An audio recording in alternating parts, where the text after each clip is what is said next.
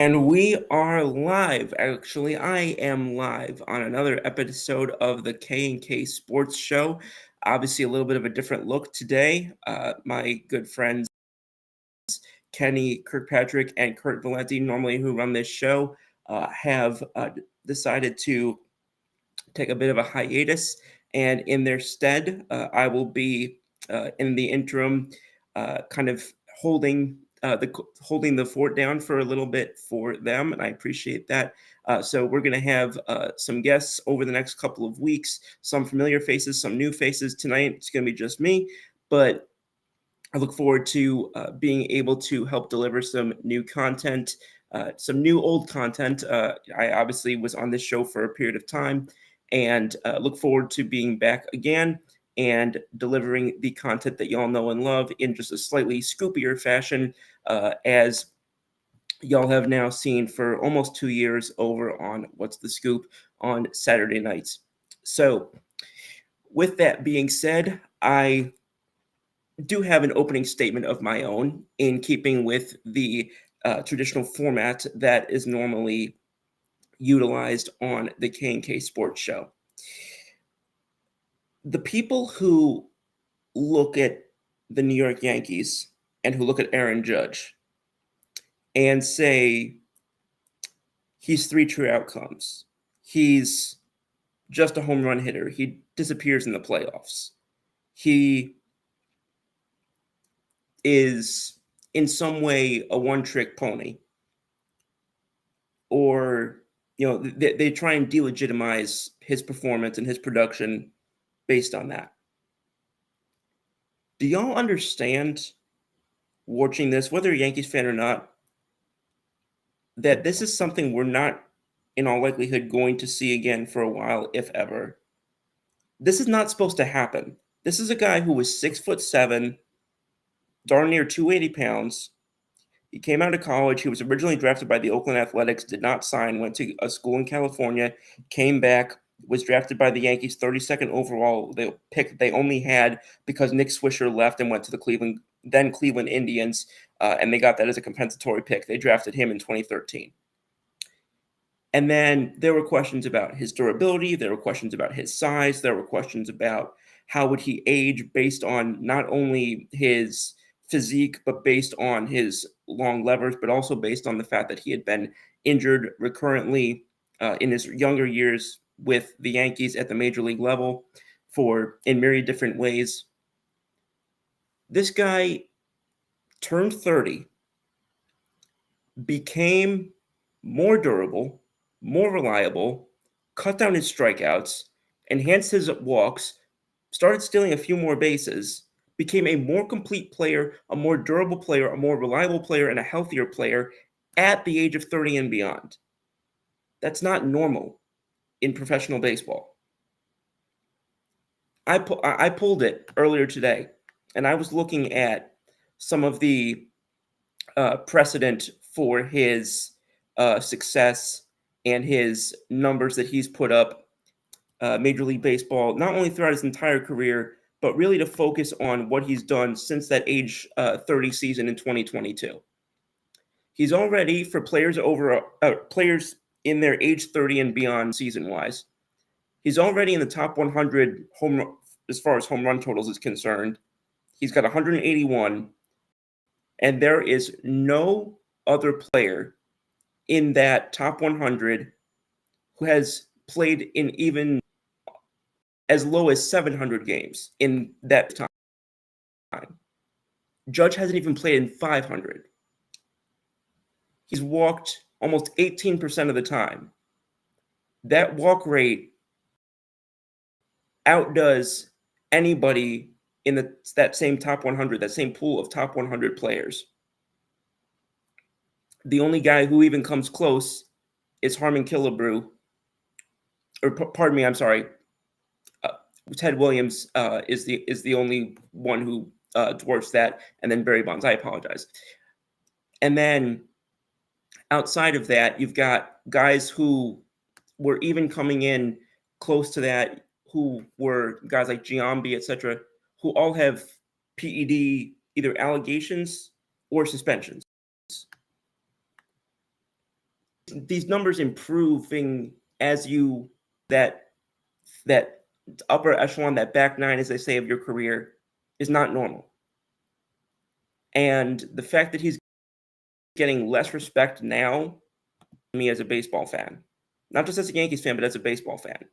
Because if you consider yourself not just a fan of your team, whether that's the Yankees, the Red Sox, the Mets, whoever that is, if you consider yourself a fan not only of your team but of baseball, you should be respecting what's going on, or at least appreciating the fact that you're seeing something that you probably won't see again in this fashion.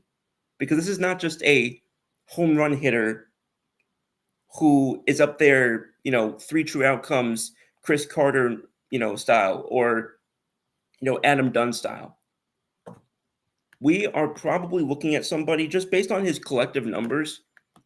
We're probably looking at somebody now who is going to have a case already for the Hall of Fame if he plays through the end of next year. And he probably plays several years beyond that because he's on that, $360 million contract. And I say this to sort of segue in to what I have as my first topic, which is there's become a lot of discussion over the past week or two because the questions are with Aaron Judge and his numbers that are historic. And then you've got the catcher over in Seattle, Cal Raleigh, who is on track to break the Aaron Judge all-time AL home run record this year, is on track to hit around 65 home runs. And the question has been asked, what do you do between the two situations, just taking their numbers this season, not even bringing up the fact that that Aaron Judge has put up 3 of the top 17 seasons offensively ever in the past 4 years. But taking it back and looking at how they juxtapose between Cal Raleigh and Aaron Judge for this season, I think it breaks down in a few interesting ways. First and foremost, just objectively speaking, you're going to look at the defensive side of the ball. You're going to look at whose position has more of an impact to the day-to-day game, and that's Cal Raleigh. Just objectively speaking, being a solid catcher is just more impactful to your team defensively than is being a solid right fielder. It's just how it is.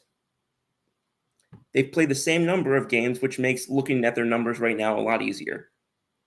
They've played 65 games apiece, at least at the time at which these statistics that I compiled were correct. They don't really have a major split when it comes to some of the main statistics that are utilized in terms of counting numbers. Home runs, Cal Raleigh 26, Aaron Judge 24. RBI, I don't like that stat, but Aaron Judge 58 to Raleigh 53. And then Raleigh has 2 more stolen bases than Aaron Judge, which neither one of them is known as a big base stealer, so I don't think that's going to be a major factor. And again, like I said, defensively, what Cal Raleigh has been able to contribute as a catcher has just been more impactful, statistically speaking, than has Aaron Judge in right field. Just how the positions are valued in baseball, and frankly, I believe rightly so. And then you get to the rate stats offensively. Cal Raleigh is hitting 264, on-base percentage of 370, which is very respectable, slugging average of 632. All these numbers are either at the top or right near the top in Major League Baseball. So Cal Raleigh's 264 batting average. Aaron Judge is hitting 396. He's putting up a Ted Williams style batting average. And again, I know we're only about just shy of the midway point of the season, but that almost never happens in professional baseball today for any extended length of time. On-base percentage is just shy of 500. Barely anybody else is sniffing just over 400. Slugging average, 776, and you cannot find another player qualifying in the top 30 who's even over 700. So I think you have to just kind of rectify and rationalize. Do you want the guy who is more impactful defensively at the expense of offensive numbers in Cal Raleigh, which I think is a very fair argument to make based on how important catchers are on the day-to-day flow of the game. And the fact that he's no slouch offensively. Obviously, like I said, he's on track to hit that 65-ish home run mark if he keeps up his current rate. Or do you go with the guy who has been able to maintain freakish, historic rate stats over what is now 65 games, so just shy of half the season? I don't know the answer to that. I don't genuinely have a strong answer to that. But the fact that there are people out there who are claiming that Cal Raleigh easily has the case over Aaron Judge is astonishing to me. That to me smells a little bit like there's fatigue from the Judge side of things or from the Yankee side of things, or both, that people are taking the argument of Aaron Judge has already won MVPs and there's an argument that he should have won an additional one than what he has right now. So they'll favor Cal Raleigh. They'll use that as an argument to favor Cal Raleigh, which I think is bogus. I think the award is about who's most valuable to their team right now. And Cal Raleigh, I'm sorry, but as great of a season as he's having and as great of a player as he is, the Mariners are 500 right now. And they've been slipping the past couple weeks. In their last 10, they're 3-7. And again, I know that people argue, is this the best player award or the most valuable to the team award? And again, you've got both sides of it with the Mariners, where you talk about, do you take a guy who was more valuable to a team that was less successful, or do you take a guy who plays a slightly less valuable position defensively on a team that's much better because of his production? And again, I don't have a strong stance on that right now. But I do think it's notable that we've got perhaps the most compelling American League MVP race this early in the season that I can remember in recent memory. And I'm looking forward to seeing how it shakes out. And as long as we're talking about Major League Baseball, we're looking at just under 70 games into the season. And right now, we've got mostly a good idea of what teams are or are not. We've got teams that people were expecting to be very good, like the Mets, like the Yankees, like the Dodgers. Frankly, the Dodgers are not. They're a little bit underperforming compared to what I think a lot of people expected in terms of runs allowed. They're actually one of the worst teams in Major League Baseball right now. They are 22nd or 23rd in runs allowed per game, which is kind of surprising considering the impact that they put into their rotation.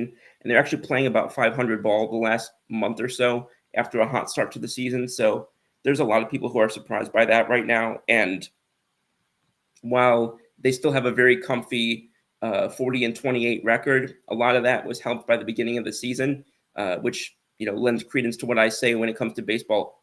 I don't care that games are in May or April or whatever. Every game matters. I don't like when people say, oh, it's only April, it's only May. I don't like when people lean too hard on that argument, because you win a game on September 27th or you lose a game on September 27th, it counts just as much on the standings as that game on April 5th, whether you won or lost that game or whether you won and lost the game on September 27th. They count the same amount in the standings. Now, with regard to how much time you have left or who you're playing, because a lot of those late September games typically are against division rivals. So in terms of how many opportunities you have left after that game, then sure, you've got fewer games left, obviously, with that September game than you do with the April game. But treating it like it means either less or more in the standings has been something that I've struggled with as I've heard it come up at times.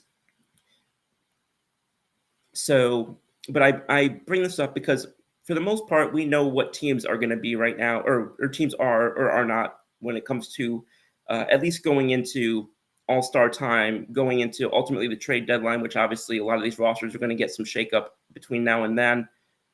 But there is one team around whom I just cannot wrap my head.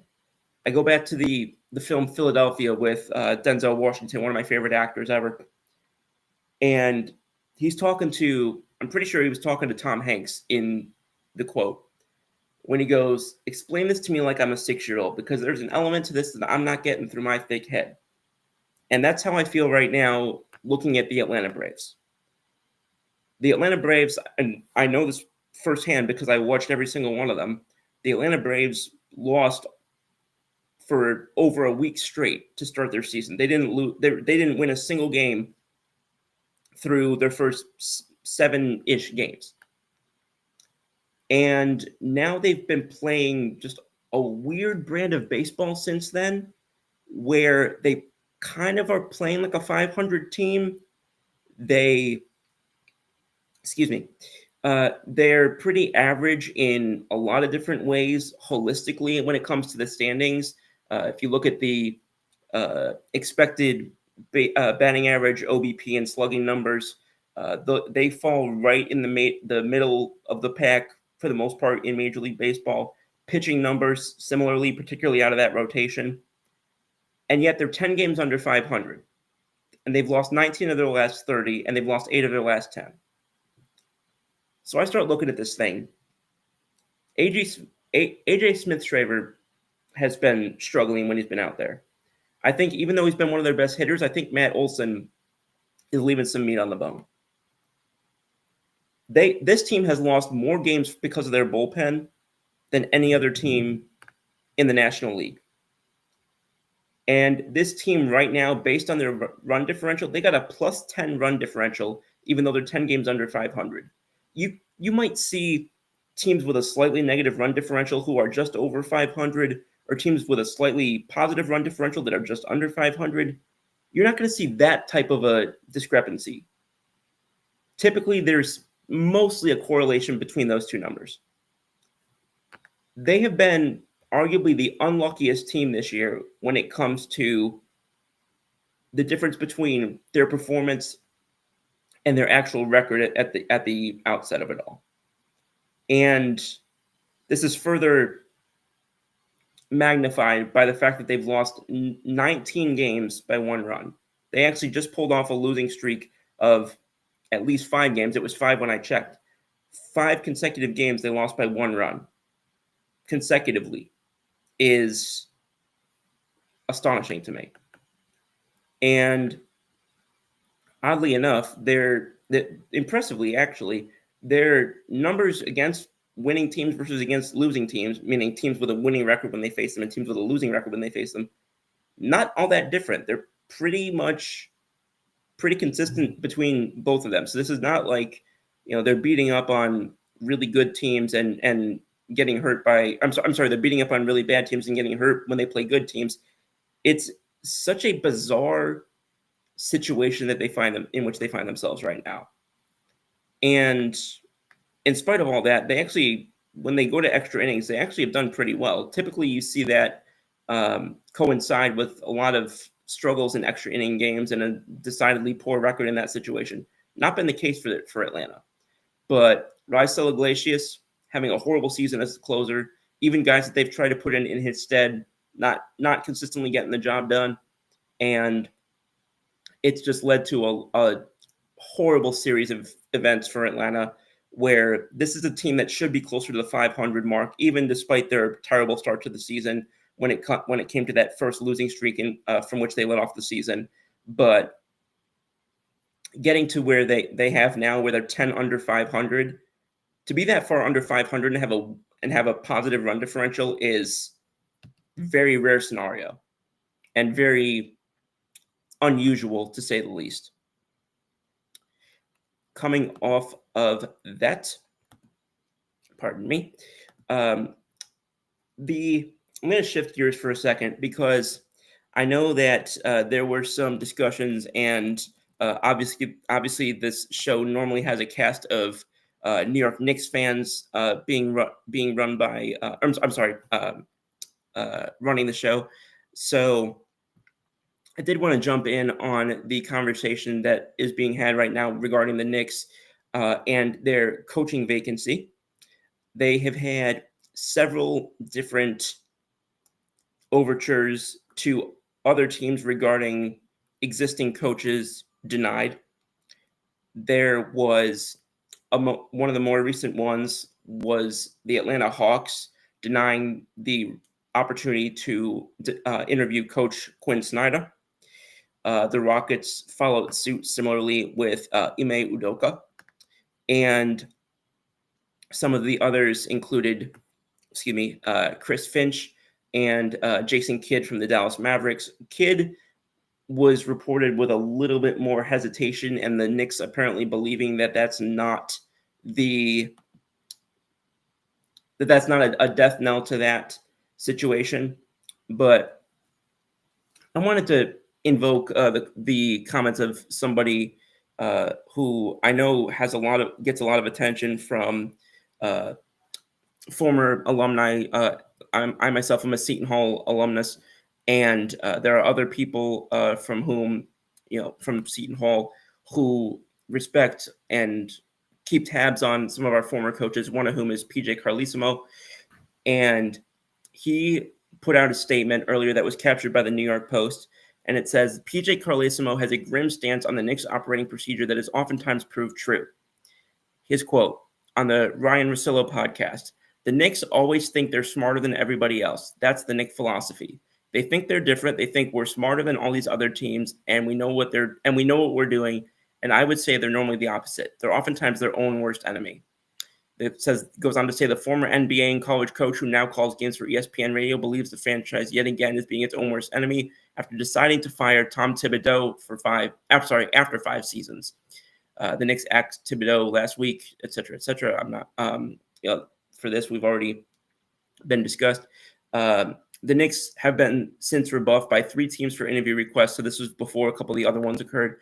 And then Carlesimo says, "I'm biased. I'm always going to come down on a coach. But first of all, that's the Knicks. They don't know what they're doing. They're their own worst enemy. They've been their own worst enemy." Now, I'm not going to claim to have watched as much Knicks basketball as the individuals who normally do this show, because that is just factually not the case. That being said, I do think it's interesting to kind of get a sense of the fact that so many of these coaches, now again, this is a show of what's going on with regard to the organizations with whom these coaches currently are employed, not an accurate representation of whether or not those coaches have interest in that position. They could very well have interest in that position, and these owners or general managers or whoever could be putting their foot down and say, "You're under contract here. We're not going to make this interview happen." However, I do think it's interesting for 2 reasons. Because one, in a lot of places, at least that I've seen, this is typically more football than basketball, but in a lot of places that I've seen, if you believe a coach is well suited or has a strong desire to hear them out, as they say, typically, a lot of times, I should say typically, but a lot of times I've seen teams put forth good faith gestures to let them have that discussion. I've seen it happen on the football side of things. I've seen it happen, on the baseball side of things. I remember back several years ago, there were a few guys. I know that the Blue Jays were one team who had that situation occur. That was several coaches ago. That was back before they lost John Farrell to the Boston Red Sox. But so there are unique situations that arise.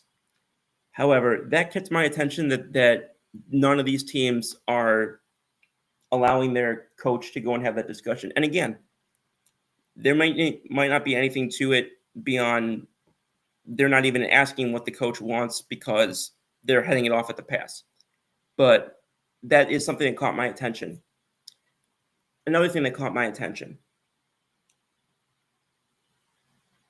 My understanding, and it's different in different leagues, different for different teams, obviously different strokes for different folks. My understanding is that a lot of these coaching searches or coaching vacancies, these teams and these ownerships and these general managers typically run up list of candidates decently before they part ways with whoever that coach is. I don't know. Like a team like the Nuggets, obviously, is an odd case, so I don't know exactly what the situation would have been like there. But in general, that's my understanding is that teams rarely go into one of these situations without a solid sense of who they want to target, who's available, who's not. And I understand that it's hard to know for sure who could be available until you get a chance to do your due diligence, which obviously I know that there's only so much you can do while you've currently got a coach employed. But I do find it quite interesting, and I feel it feels kind of Dallas Cowboys-ish with the decision that was made to let go of Mike McCarthy, and then all these things that they tried to do didn't work out. Then it starts to leak that Jerry Jones was not prepared for the fact that this was going to happen. Now, obviously, there's a difference between Mike McCarthy deciding not to do the extension. So that ultimately was on his own accord, and obviously that wasn't the case with Thibodeau. However, the Dallas, in a sense, did hold the cards with regard to not putting forth, real extension talks leading up to that point. So I do still think that they had a lot of a lot of weight there.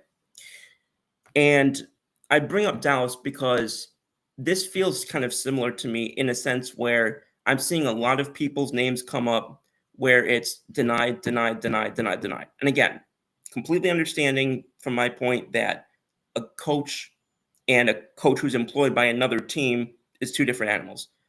But how surprised would the Knicks be right now that all of these denials are coming back? Did they really not have any way of knowing before they let go of Thibodeau that none of these guys were going to be either granted access or had interest or maybe a combination of the two? And if they didn't, they took a really big risk, in my opinion, if they weren't going to go the route. Like, a lot of people thought that the obvious pick was say that they think that the obvious pick is Michael Malone. But to my knowledge, that is not a discussion that's been had to this point. And I'm not sure if that does become, something that happens. But again, this is somebody who became available in April. So it's about 2.5 months now. They fired Thibodeau. I was surprised that he's not somebody who we've heard, because he's also, not only is he considered a heavily a heavily favored, if you want to use that term. I think that's a little bit of a misnomer, but just for the sake of that. But he's also the path of least resistance. So you're going down all these potential paths before we hear about a Mike Malone interview. And all these potential paths are not working. So that tells me that Mike Malone was not at the top of their list. And if not, then you took a massive risk letting go of Thibodeau if you didn't know that one of these guys, at least one of them, was going to become available. And if you didn't have if your intel, whatever intel you do have, because I know a lot of these guys talk, a lot of things get spread around, etc., that you didn't find out that any of these guys, with the exception, especially Jason Kidd, you didn't find out that was going to be the case. And again, I don't follow New York all that closely, so I'm speaking on this from an outsider perspective, because obviously I want to emphasize that's different from what's normally stated on here from people who are very closely following the Knicks. But I'm speaking from 30,000 feet, and that's just something that caught my attention. And again, I could be proven wrong tomorrow. They could announce tomorrow, oh, we are interviewing Michael Malone with the intent to come to a deal if things go well. That happens plenty of times where that just comes out of nowhere, or that they wanted to interview certain guys first to do their due diligence, and they come home for Michael Malone at the end of it all once all these things shake down. Any of that could happen. But there's just a very bizarre feeling that this coaching search has taken on thus far from my vantage point.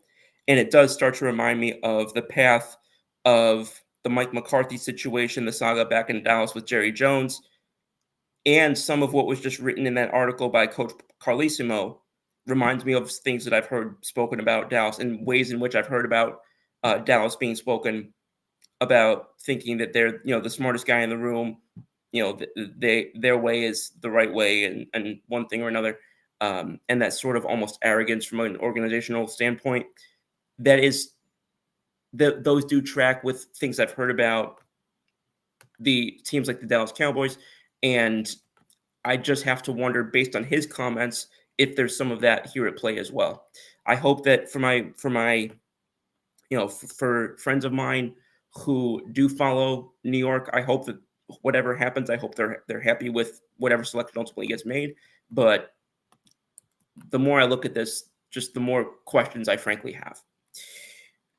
That being said, I'm going to shake over back to a couple of other things outside of NBA for a moment. Excuse me.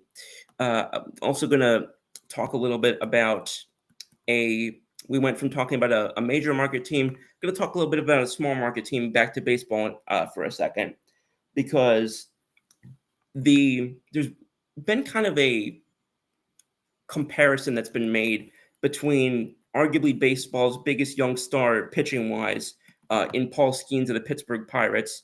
And we were just talking about New York, the New York Mets, that they had with one of their bright stars pitching for a period of time with Jacob deGrom. Jacob deGrom often became synonymous with starts in which he led his team to an outcome which should be sufficient, more than sufficient, for the team to emerge victorious and within the game.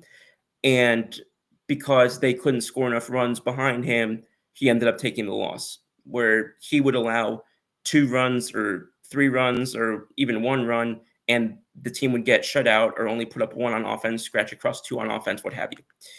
And we're seeing very similar discourse happen right now around Paul Skeens. And right now he's looking at a 1.88 ERA, 92 strikeouts, a whip of 0.84. Just to restate that for anybody who wants it restated, whip is walks plus hits per inning pitched. That's essentially just base runners per inning. I don't know why it's not phrased that way, but it's essentially base runners per inning. Yet he currently has, and this is why I hate the statistic with a passion. It's one example of why I hate the statistic with a passion. He has a 4-6 record. And for the love of God, why is this statistic still being used? Why is it still being used in 2025? Why do people hold water on this statistic, especially in this day and age? I do not understand it. 4 pitching wins for this guy does not do anything justice. 6 pitching losses for him does not do anything justice. Why are pitchers still being judged against whether or not they have a good offense behind them, or whether or not, there are factors such as, defense coming into play? That's why even ERA, you'll hear me cite statistics like FIP, which is fielding independent ERA, which basically stands to hone in and focus on the outcomes for which pitchers have the most control, which is things like walks, strikeouts, home runs. And those are numbers that to which I pay a lot more attention, because any argument to keep the win-loss record for pitching around should be blown apart by Paul Skeens' season right now. There is no way that a guy who's on average allowing that much less than 1 base runner per inning, an ERA that far below 2, almost in July, and almost 100 strikeouts. Again, I say almost in July. And you're going to look at his win-loss record and tell me, oh, he's only 4-6, so he must not be having that great of a season. Are you kidding me with statistics like this? I don't understand how this is. And we were talking the other day. Someone was talking to me about a pitcher's viability for the Hall of Fame. I cannot remember which pitcher it was, but they were talking about a pitcher's viability for the Hall of Fame. And they were telling me that oh, he only has 100 and whatever number it was wins. And I'm thinking to myself, yeah, because the team that he pitched on was pure crap, could not put up 3 runs if their lives depended on it, and he was left holding the bag for a good a good amount of those outcomes. I don't understand why we should be holding pitchers accountable for being put onto terrible teams. And Paul Skeens is an example of that. The fact that free Skeens is a hashtag or a thing that's been trending this early into his career is insane. But it's a microcosm of how poorly everybody knows Bob Nutting has run the Pittsburgh Pirates the last several years. And people looking at moves, or rather non-moves, that other organizations have made, like the Angels with Shohei Ohtani, and other organizations in the last few years who got cents on the dollar that they could have gotten for whoever it was that they moved at the deadline, because they kept believing, oh, we've got 2 years left with him, we got 3 years left with him, so we're not going to take the opportunity now. We're going to try and go for it with this guy rather than trade him too early. And look how that worked out. So I look at Paul Skeens now, and this is somebody who, he's not a free agent until 2030. So I'm not saying that I would necessarily do this like this season per se. But so after this year, he's got another season after this year, and then he becomes eligible for arbitration. So he's only got a year of service time right now. So again, he's got a couple years before the arbitration stuff starts to kick in. But we can be fairly confident that they're not going to pony up for his amount that's going to be his market value or anything close to it in arbitration years. So I'd venture to guess that Paul Skeens is traded within the next 2 seasons, barring Rob Nutting suddenly not becoming, a cheap human. And as such, I do think it's going to become time to have those discussions, probably sometime in the next 12 to 18 months. I don't think we're there just yet. However, if we're going to get there, I do think it's at least worth having the discussions now, because he's only going to get closer to free agency from here, and that's going to hurt his value. You can argue that more time to be as great as he's been since he came up would help him, and that could cut through any loss of value from extension time or control time rather. But these teams value that control and value that cheap control pre-arbitration very highly. So if you can get a season or two before he even hits arbitration, if there's a team out there that's got enough prospect-wise, you could really overhaul and revamp your farm system with one of the biggest packages of value of young talent this league has ever seen moved in a trade. And then put yourself in a position to have more of a shot at developing a team more holistically that could actually go out and put a couple years of solid baseball together before they get to the point of they're going to get paid and you don't want to keep them anymore because you refuse to spend money. Aside from Brian Reynolds rather. But I'm looking out there in terms of who are some of the teams. Astonishingly, I'm looking at Fangraphs right now at their 2025 report in terms of most valuable farm systems. Incredibly, the Dodgers are still number one on this list. I mean, the Dodgers are just human cheat codes. So they, I think, would have to be in any conversation. The Tampa Bay Rays, I think, would have to be in any conversation. One team that I think could be out there in talks could be the Detroit Tigers, because they've proven that they're willing to spend money at times. They've shown that they think that they are just on the come up with regard. And of course, now they're having the success that they are in the AL Central right now, being division leaders for a good chunk of the season. That's a team that I think you'd have to have discussions. Uh, Another team that's ranked highly with regard to their farm system value is the Milwaukee Brewers. I have a hard time believing that they would make such a significant trade within the division because of how outdated a lot of their running organizational philosophy is. A lot of people, myself included, believe you trade a guy to the organization that's going to give you the best return possible. But I have a really hard time believing that if the Brewers offer the biggest and best package for Skeens, I have a hard time believing that Nutting would swallow it and send him to the Brewers. I just have a hard time believing that. And similarly, Mark Ignacio in his own right, I would have a hard time believing would make such a significant trade with Pittsburgh. So that all being said, I do think that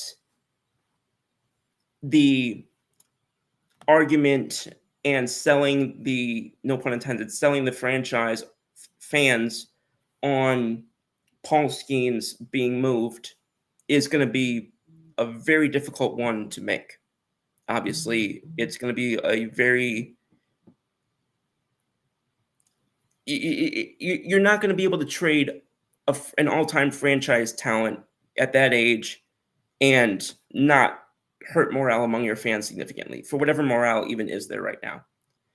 But if you've got that level of talent and you're still the third worst team in the NL right now, which I'm tempted to call them the second worst team, because honestly, teams like the Rockies make me wish that MLB had the EPL type of relegation system where they could be sent down to AAA and we could to like the PCL, and we could pull up like an American Association team or a Frontier League team or one of these other independent teams that's actually playing well but actually gives a damn about what they're doing.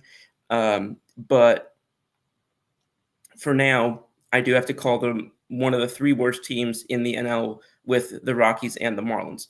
And until such time as that changes, it's hard for me to really shift my philosophy on that and argue that it's worth Skeens being kept on and that he's more of a value as one piece on a 26-man roster when he's already on that roster and this is what they're able to put out. And this is the product that to which they've committed so far. Because even if they do the unthinkable and go and try and make a buyer spree at the deadline or this offseason, nothing that's within not their budget, but what they claim is their budget, is going to be enough to turn around a team that's 28-41 to the extent that is worthy of an organizational superstar like Paul Skeens, especially at his age. And it calls to mind, I've made this reference with a couple of other teams in shows past, but this does call it back to mind. The 2001 to 2003 Texas Rangers with Alex Rodriguez, where they weren't going to be able to, well, now he had already gotten paid, but they weren't going to be able to fund, they didn't believe they were going to be able to fund a team around him that matched the level of talent that he had and the level of production that he was putting out there night after night. And obviously this is a little bit of a different scenario because Skeens hasn't been paid yet. Skeens obviously younger, but it does make me look at him as basically a big fish in a, not even a small pond, but a pond filled with like algae and battery acid, basically. And so looking at all of that, I think I think next year is the year when you start to have those conversations in more earnest, like this offseason, for example, at the winter meetings and such. And then I think throughout next year, you really have to start weighing if and when you're going to feel like it's right to pull the trigger on this thing, because somebody is going to completely like upend their minor leagues to get Paul Skeens. as long as you do it early enough. So that's my thought on that. Excuse me. And pulling off of all of that, I also had, and I was looking at a few different things and talking about not only players like Raleigh and Skeens or whatever, but some of these really solid players on really poor teams. But it also, and there have been conversations about in 2027 when we get the next CBA about a ceiling, I'm sorry, a salary floor and a salary ceiling and all of that.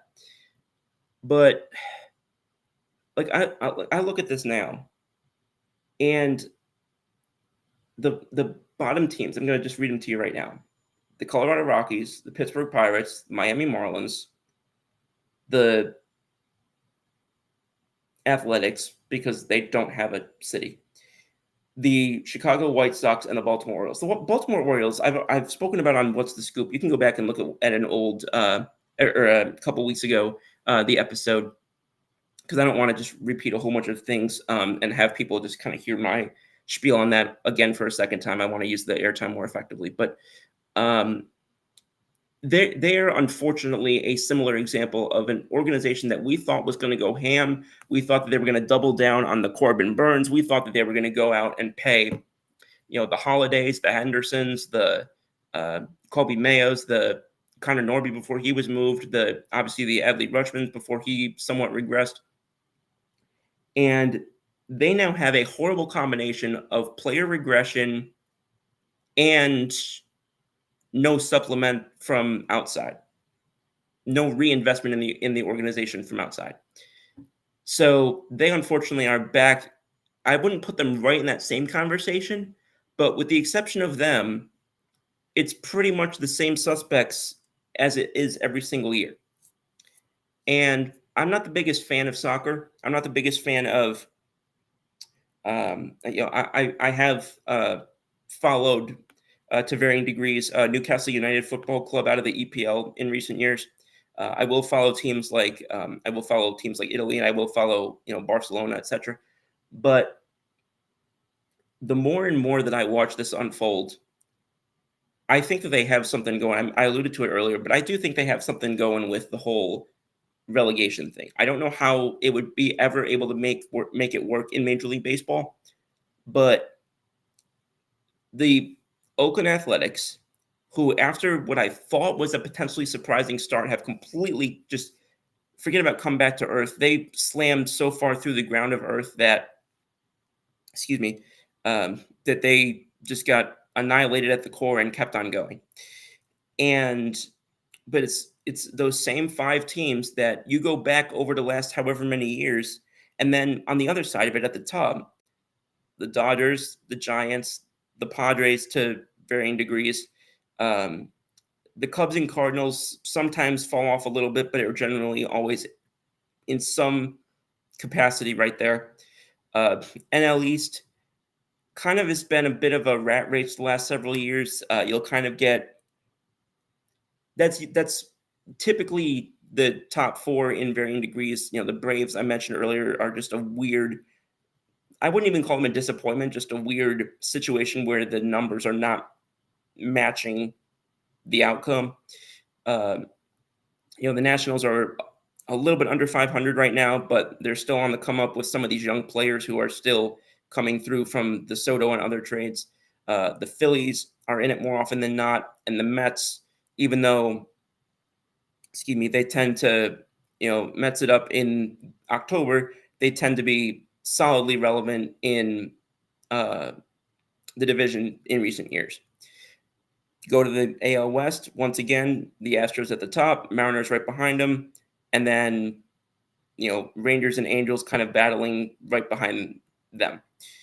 And then AL Central, generally some combination of the Twins. Right now they're in second, but typically they're somewhere near the top in recent years. And then they kind of dance around a little bit. That's kind of that's one of the harder divisions to predict every year. And then AL East, we know the story with that one typically. Um, but this one, I would say a little bit different because Boston's usually more competitive than they've been this year. I know the Yankees just lost those games to Boston. I'm not disputing that. I'm just saying that typically they at this point of the season are not 3 under 500 is what I meant. Um, and then a lot. This is usually a division where I mentioned the AL Central is usually the most competitive division with one another. This is a team that usually develops, or I'm sorry, puts forth usually the most good teams. I would say more often than not. But my points in saying all this is because a lot of the teams at the bottom are a lot of the same over and over again.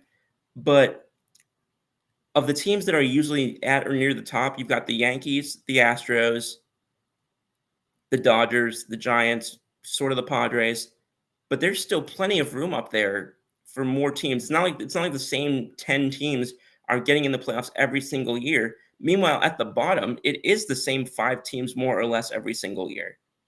We talk about how bad the Marlins are every year. We talk about how bad the Pirates are every year. We talk about how bad the Rockies are every year. We talk about how bad the Athletics are every year. We talk about how bad the White Sox are every year. The Orioles are a little bit different.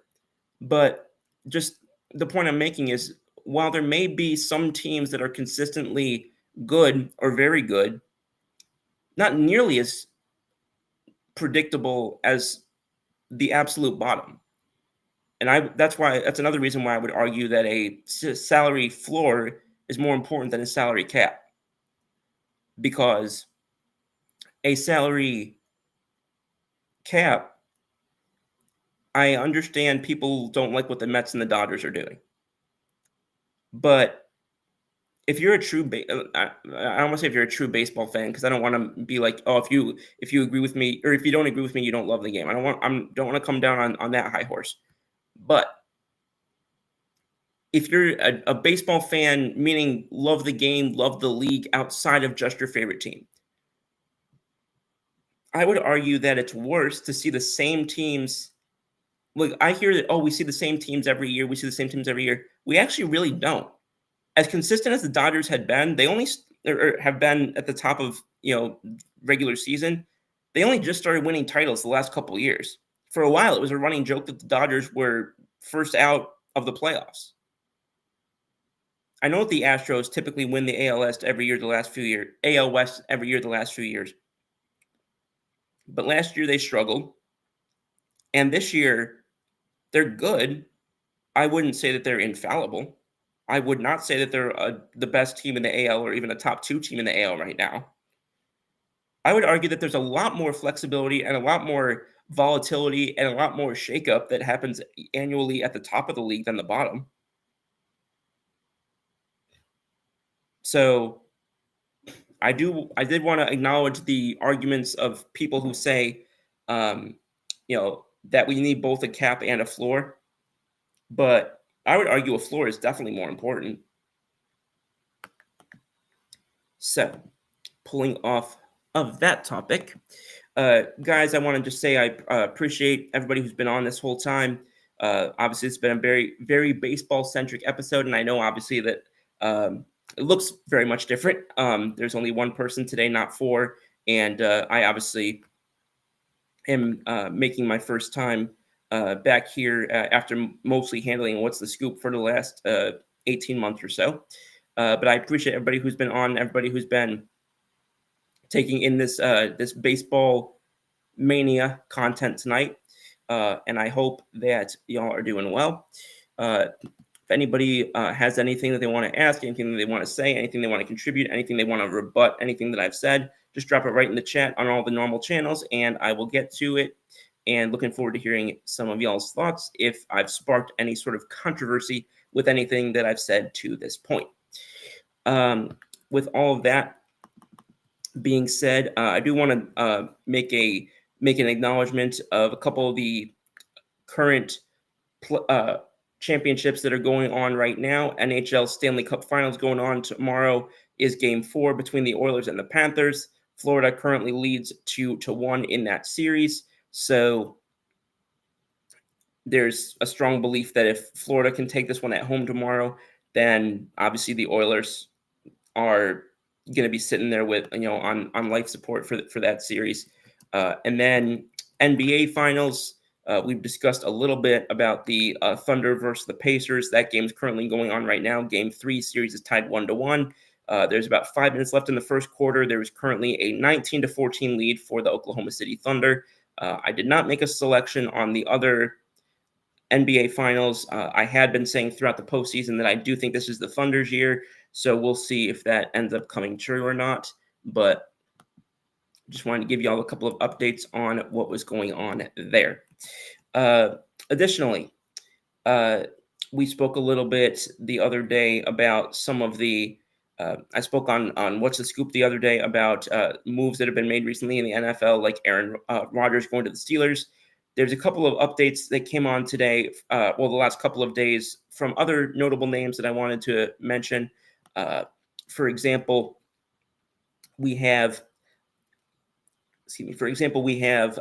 Micah Parsons having made comments today that were not completely acknowledging or expressing the overt declaration of a signing of a contract, but he speaks of meetings that took place between him and Jerry Jones, and it does sound as if this is more of a when, not if scenario when it comes to the Cowboys and Micah Parsons putting pen to paper on a potential extension.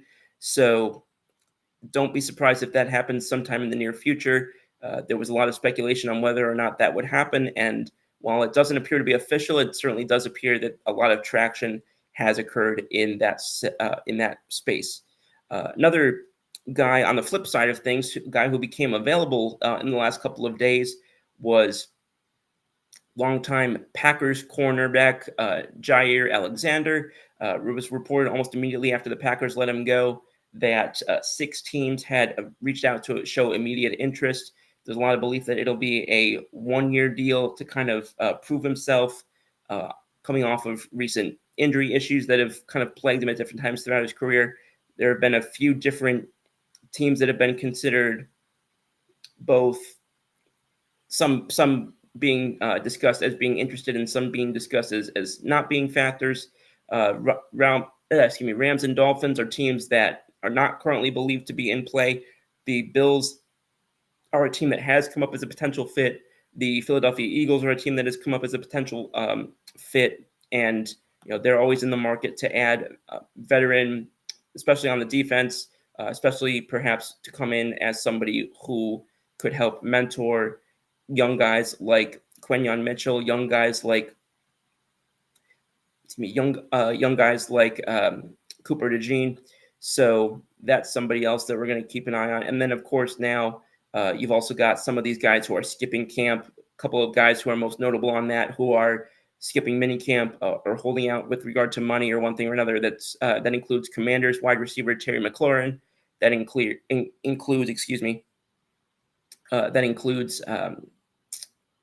Jalen Ramsey of the Miami Dolphins. There's a few guys who are kind of being rumored as that. Jonnu Smith is another one. So there's some guys on that side as well. So it does appear that we're kind of in that period of time right now with regard to some guys trying to take extra steps, I guess, because now we're kind of at the time where things have shifted over from optional to non-optional. So we'll see. I've always kind of found it odd to see guys get in a position where they get fined in order to try and make more money. I know obviously ultimately it ends up working out for them in most cases, but that is just an interesting dichotomy that I've seen. And with that, we are approaching the buzzer. I don't want to keep this don't want to keep y'all past the 1 hour mark too much, but guys, I just want to say thank you very much to everybody who tuned in tonight. And again, I know it was a little bit of a different look, well, a very different look, but I want to thank those of y'all who tuned in. I will be back somewhat consistently in the interim.